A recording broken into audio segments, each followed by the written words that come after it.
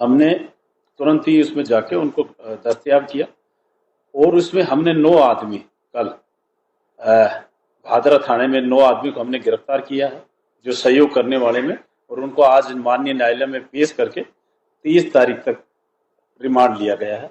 जो मेन विशाल धानक जो कलाना का था, उसके एक साथी, एक बाल अपचारी और एक है, तो हमारी टीम तक लोगों को गए, इनके साथ जो भी और मदद, जैसे कोई गाड़ी से छोड़ के आया या मोबाइल से कोई लोकेशन दी, 5-6 आदमी हमने और 6 आदमी और राउंड अप कर रहा है, उनको भी हम शीघ्र पूछताछ करके उस प्रकरण में गिरफ्तार करेंगे।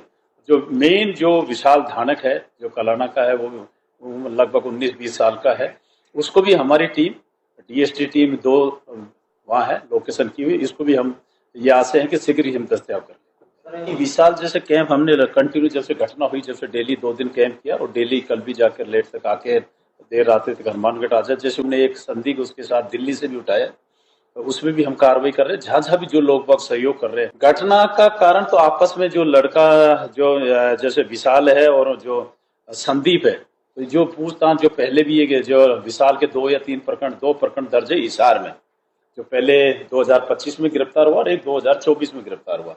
तो इनकी आपस में कबड्डी को चक्कर में गांव में जो बात होती, छोटे बच्चों में लड़ाई होती, उसी बात पे एक जिद पकड़ रखी थी कि मैं इसको जो संदीप है इसको मारूंगा। पंचायत परिवार द्वारा भी इसको समझाइश की गई था। बड़ा पहले पुलिस को इस संबंध में कोई सूचना दी, भाई आपस में बच्चे लड़ते, इसमें हल्के में लिया ये घटना हुई। अगर ये मैटर पुलिस के पास पहले ही आ जाता तो इसमें और भी तुरंत कार्रवाई। ये चीज है, बदमाश ये करते रहते हैं, अपनी छोटी बात है, बिल्कुल पुलिस में दम है, हम कर लेंगे जो भी। हम इसके साथी है, इसका भाई है विशाल का, मोनू, इसके भी 5-6, इसको भी पकड़ लिया है, दस्तयाब किया है, और इसको भी हम शीघ्र दस्तयाब कर लेंगे। ये जो छोटे बच्चा है अभी, जो कहते हैं जो हवा में उड़ता है, जो भाई खाने को दाने नहीं, और वो अपने छोटे बड़े बड़े सोशल मीडिया में ये करना, तो उस पर हम शीघ्र कार्रवाई करें। पुलिस में इसमें ये बात थी, जो इसका जो मामा है लसाड़ा हिसार में पड़ता, वहां रहता था, वो गांव में नहीं रहता था। इसका भाई भी है, वो भी जो वहां रहता था, इस वजह से पुलिस पे ध्यान नहीं आया।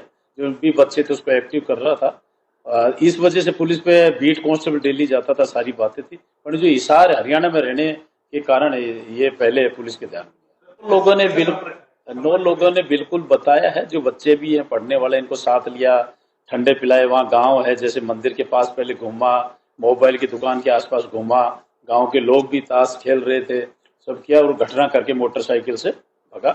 तुरंत ही जैसे इन्फॉर्मेशन देते थे, बाद में पता लगा, पुलिस गई, बाद में हमने पता किसने घटना की, उस हिसाब से हमने जो भी इसके साथ थे सहयोग करने वाले सभी को गिरफ्तार। इसकी ऐसी जांच होगी, जो भी धारा, संगठित अपराध की धारा लगा दी, एक एसआईटी टीम गठित कर दी, और आजीवन ये जेल में रहेगा। तुरंत ही केस ऑफिसर में लेके इसको हम तुरंत ही इस प्रकरण का डिसीजन कराएंगे और कड़ी से कड़ी सजा दिलाने का प्रयास करेंगे। और में आप बता रहे हो जैसे बिल्कुल हरियाणा के हैं, पहले भी घटना फायरिंग की थी, हमने पकड़े भी थे, जैसे ठेकों पे हुई थी। इसमें एक कार्य योजना बना के जो सीओ भादरा, सीओ नौर है, सेक्टर नौर के एडिशनल एसपी है, उनको निर्देश दिए गए कि समय समय गश्त नाकाबंदी, और जिसका भी 2020 से जनवरी 2020 से अब तक मतलब मई 2026 तक जैसे आर्म्स एक्ट या कोई से प्रकरण में चालान हुआ, तो उनको हम बुला के उनका डोजियर खोल रहे हैं, उनको पूछताछ करके उनकी एचएस पत्रावली भी खोल रहे हैं, तो कोई पुलिस की नजर से नहीं बचे, उनके खिलाफ कार्रवाई की। इन 9 लोगों में क्राइम अपराध नहीं है।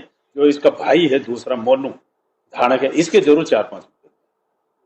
इसको हम एक तो ये आने के बाद रात्रि चौपाल किया है, आयोजन किया है, जो भी रात्रि चौपाल में लोगों को समझाएंगे।